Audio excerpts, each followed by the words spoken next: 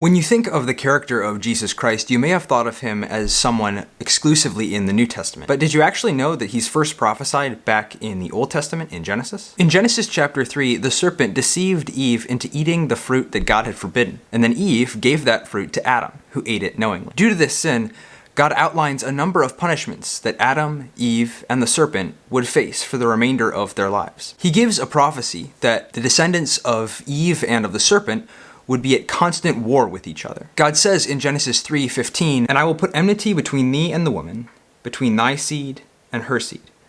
It shall bruise thy head, and thou shalt bruise his heel." And these two seeds represent two different ways of life that are outlined throughout God's word. The seed of the woman being those who commit their lives to serving God, and the seed of the serpent representing our sin nature that opposes God. And that word in Genesis 3:15 for bruise is actually better translated as crush. When you think of the idea of crushing the head of something, you can see that it would be a fatal injury, whereas crushing someone's heel is a serious but not life-threatening injury. Putting these pieces together, this prophecy foretells a time when one that's descended from Eve will deal a fatal, crushing blow to the power of sin, while sin will only wound the descendant of Eve. While Jesus Christ had the same sinful nature that we do, he never gave in to the act of sinning, which made his death on the cross a fatal blow to the power of sin. However, dying to sin was not fatal for Christ, as God raised him from the dead. In this way, he crushed sin's power over himself, living a life totally committed to God his Father,